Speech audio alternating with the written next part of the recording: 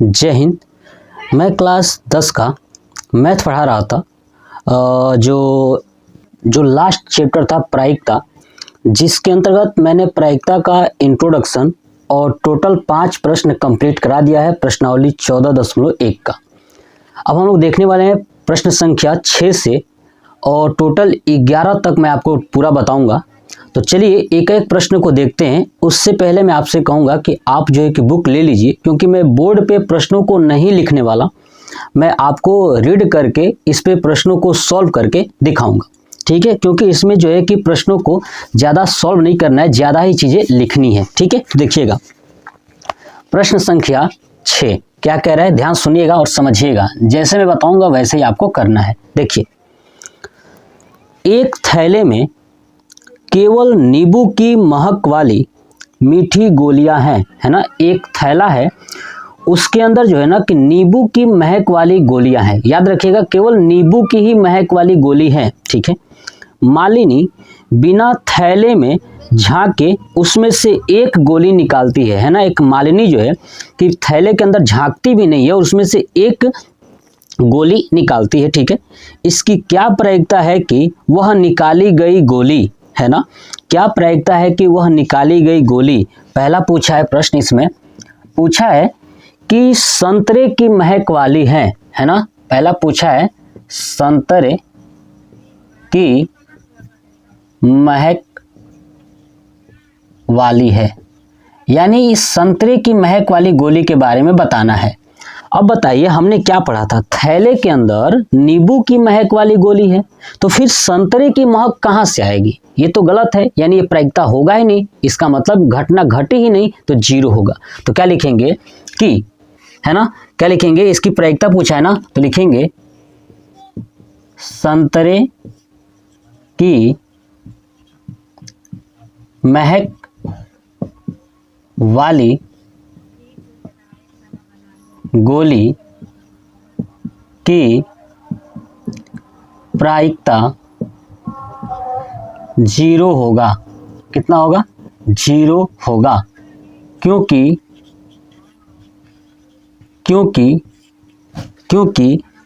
थैले में केवल, है ना, केवल नींबू की महक वाली गोली है ना। थैले के अंदर केवल नींबू की महक वाली गोली है, तो बताइए संतरे की महक कहाँ से आएगी। यानी समझ में आ गया, तो इसकी क्या होगी, प्रायिकता 0 होगा। समझ में आ गया। चलिए दूसरा प्रश्न, दूसरा कह रहा है कि नींबू की महक वाली है। तो चलिए, नींबू की महक वाली है, तो लिखूंगा नींबू की महक वाली गोली की प्रायिकता। अब बताइए, जब थैले के अंदर नींबू की ही गोली है, महक वाली, है ना, तो बताइए उसमें नींबू की ही प्रायिकता पूछेगा अगर, तो वहां क्या, तो 1 होगा, क्योंकि हो सकता है पूरे का पूरे नींबू की महक वाली गोली को निकाल लूं, है ना। तो इसकी प्रायिकता क्या होगी, 1 होगा। छठवें का दोनों प्रश्न कंप्लीट हो गया, बस यही था प्रश्न। चलिए अब देखते हैं 7 नंबर। देखिए क्या कह रहा है 7 नंबर, यह दिया हुआ है कि 3 विद्यार्थियों के एक समूह में से 2 विद्यार्थियों के जन्मदिन एक ही दिन न होने की प्रायिकता 0.992 है। इसकी क्या प्रायिकता है कि इन 2 विद्यार्थियों का जन्मदिन एक ही दिन हो। ठीक है, देखिए 3 विद्यार्थियों का समूह है और उसमें से 2 विद्यार्थियों का जो जन्मदिन है ना, एक ही दिन न होने की प्रायिकता दिया हुआ है।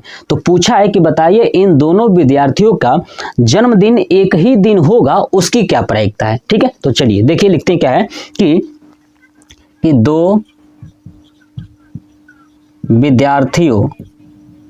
विद्यार्थियों के जन्मदिन, है ना, एक ही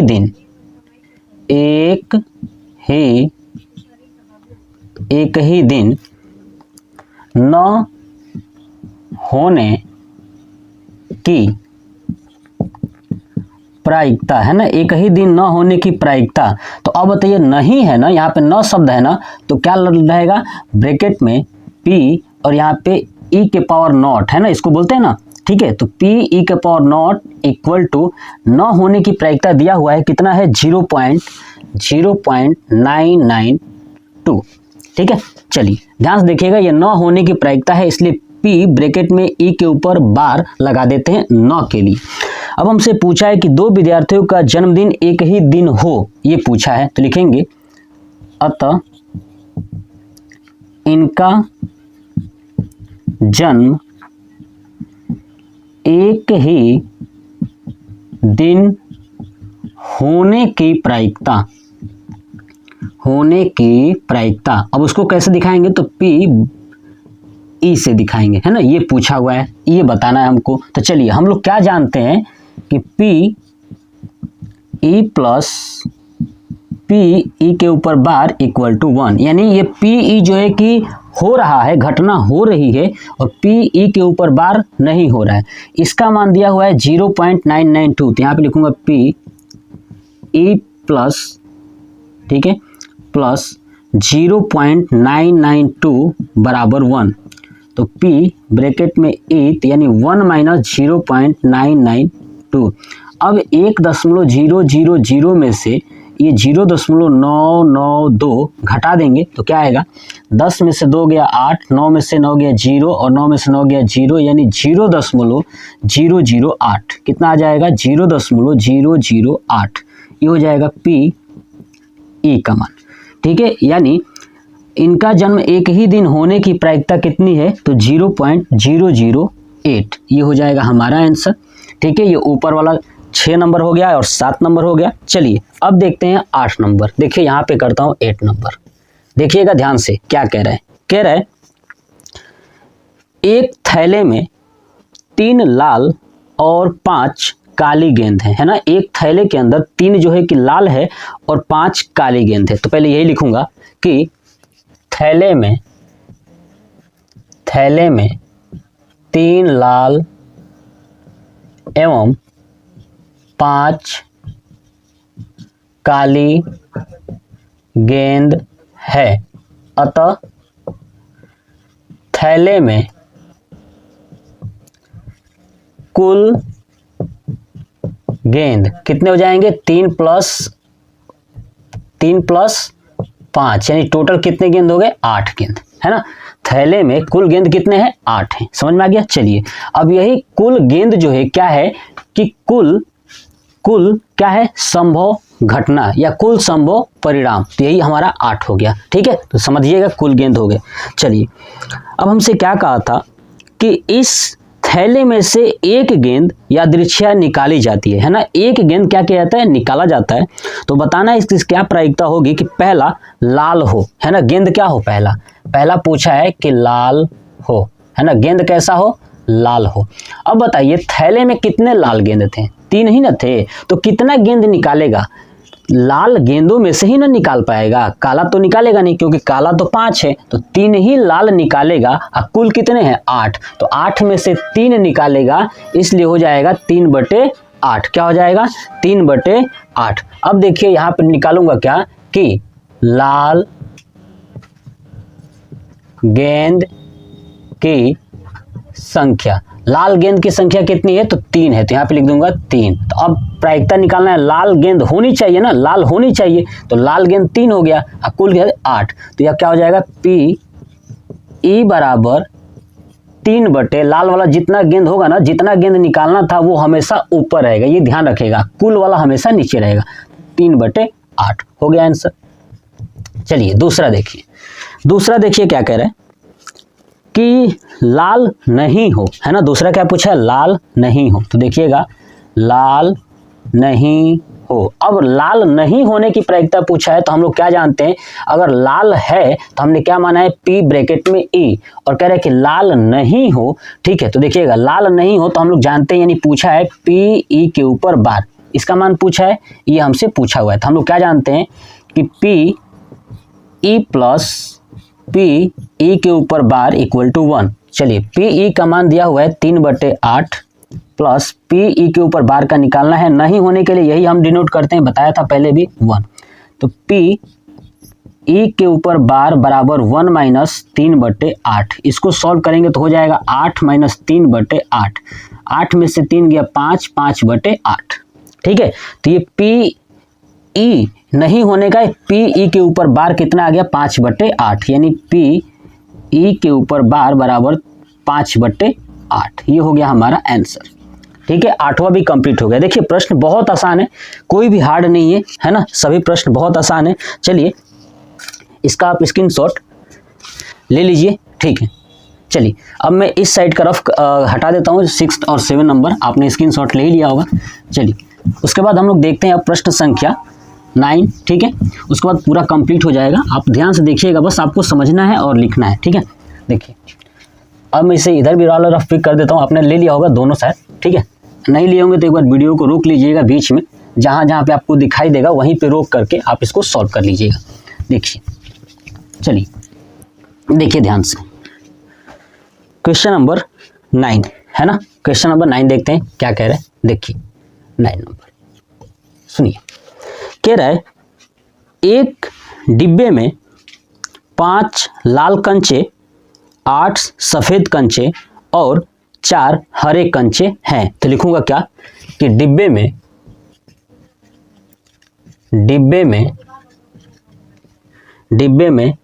5 लाल कंचे, 8 सफेद कंचे और 4 हरे कंचे हैं। 4 कितने हैं? अब मतलब कि 4 जो है कि हरे कंचे हैं। ठीक है, तो कुल कंचों की संख्या निकाल लूंगा। कुल कंचों की संख्या बराबर क्या हो जाएगा 5 + 8 + 4, यानी हो जाएगा 17। कुल कंचे कितने हो गए? तो आपके हो गए 17, है ना। कुल कंचे कितने हो गए? तो आपके 17 हो गए। ठीक है, ध्यान से देखिएगा, इसमें पानी लगा था तो मैं इसे रफ कर दिया। चलिए, तो कुल कंचे हो गए आपके 17।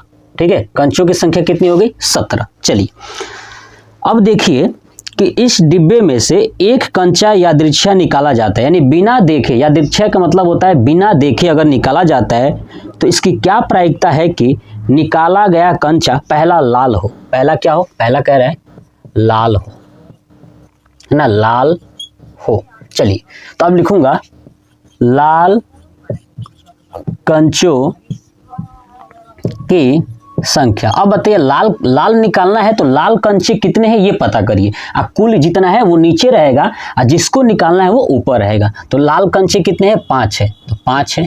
तो अब पी ई निकालना है ना, यानी प्रायिकता घटेगी। अब ये कहता है कि नहीं निकालना है तो पी ई नॉट निकालते हैं ना, यानी बार। ठीक है, तो पी ई बराबर अब जितना निकालना है वो ऊपर रहेगा और कुल जितना है वो नीचे रहेगा, 5/17 हो जाएगा आंसर। चलिए दूसरा प्रश्न देखिए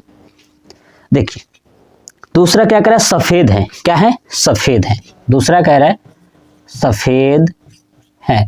अब देखिए पहले सफेद कंचों की संख्या निकालेंगे क्योंकि सफेद का पूछा हुआ है। तो लिखेंगे सफेद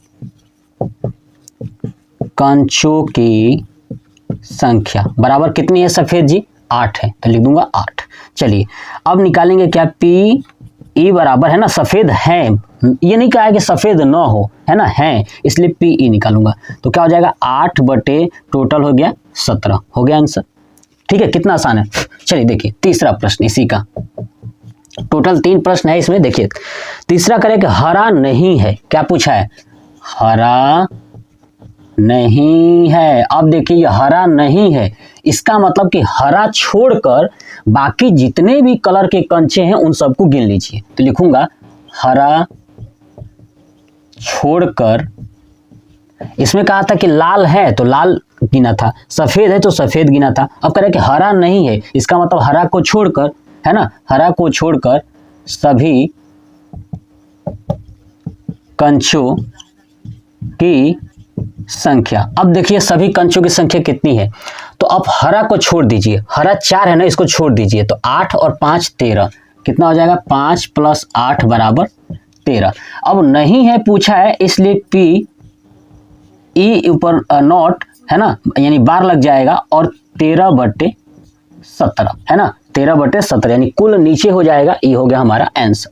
देखिए कितना आसान है। बताइए इस प्रश्न में क्या है? कुछ नहीं है बाबू, इस पूरे चैप्टर में कुछ नहीं है। चलिए अब देखते हैं 10 नंबर। देखिएगा ध्यान से क्या कह रहे हैं। एक पिग्गी बैंक, पिग्गी बैंक का मतलब छोटे बच्चों का गुल्लक होता है ना, उसकी बात करें। एक पिग्गी बैंक में 50 पैसे के 100 सिक्के है ना। 50 पैसे कितने हैं तो लिखूंगा 50 पैसे के है ना 100 सिक्के है ना। 50 पैसे के 100 सिक्के हैं, ठीक है। और 1 रुपये के 50 सिक्के हैं है ना।